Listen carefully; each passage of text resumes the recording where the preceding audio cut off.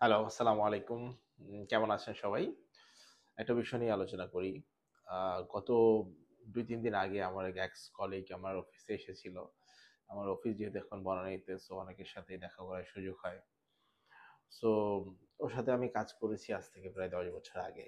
So একটা বিষয় বলছিল যে, যেই বসের সাথে এখন সে কাজ করছে, যিনি হলেন লাইন ম্যানেজার।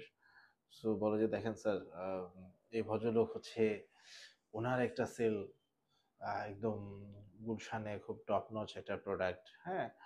২৬-২৭ হাজার টাকা, ২৬,০০০ টাকা উনি নোট শিট দিয়েছে।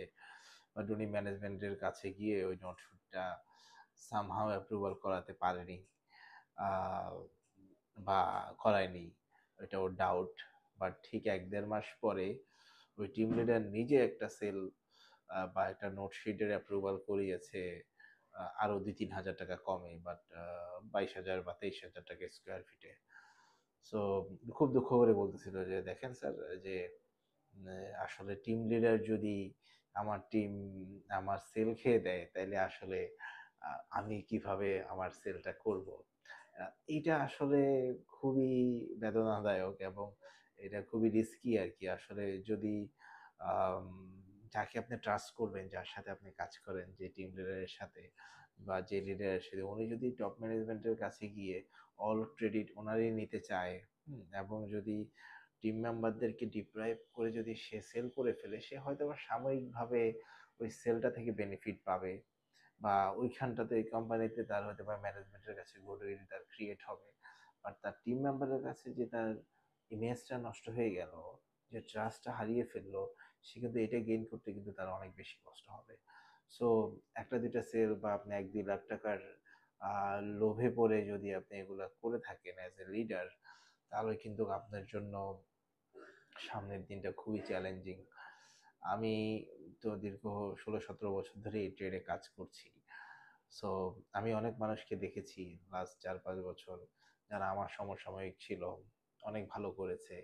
আবার অনেককে দেখেছি ডেভেলপমেন্ট করতে পারে নাই। আজ থেকে ১০ বছর আগেও ইন্ডিভিজুয়াল সেল করত।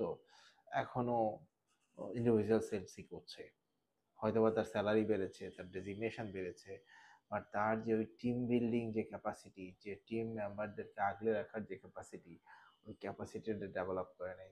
লিডারদের জন্য খুব ইম্পর্টেন্ট, আপনি ডানে বামে করে ম্যানেজমেন্টকে অনেক কিছু বুঝিয়ে আপনি ১টা ২টা সেল করতে পারবেন।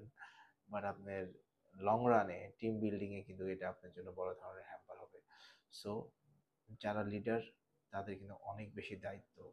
সো আপনি আপনাদের টিম মেম্বারদেরকে কেয়ার যেমন করবেন, এবং আমি পার্সোনালি মনে করি, যখন আপনি টিম লিডার হবেন, যখন আপনি বাঞ্চ অফ টিমকে লিড করবেন, তখন আপনি ইন্ডিভিজুয়াল সেলসে না যাওয়াটাই অনেক বেশি উত্তম। এটা আমার কাছে মনে হয়। আপনি সেল করেন, আপনার সেলগুলো আপনার টিমে দিয়ে দেন যদি আপনি ইন্ডিভিজুয়াল সেল করতেই চান।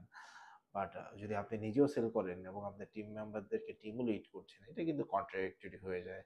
সো অনেক কোম্পানি, অনেক ম্যানেজমেন্ট কিন্তু এটা করাতে চায়, বাট অ্যাজ এ লিডার আপনার এটাতে কিন্তু রাজি হওয়া উচিত না। তাহলে আপনার টিম মেম্বাররা সেফ ফিল করবে। সো ঘটনাটা শুনলাম, শুনে আসলে খারাপ লাগলো, তাই মনে করলাম আপনাদের সাথে শেয়ার করি। সো আমাদের ভিতরে যদি এই ধরনের কোনো কিছু থেকে থাকে, তাহলে ডেফিনিটলি আমাদের এটা এভয়েড করা উচিত। লং রানে টিম বিল্ডিং এর ক্ষেত্রে এটা আমাদের অনেক বেশি কাজে দেবে। ভালো থাকবেন। আসসালামু আলাইকুম।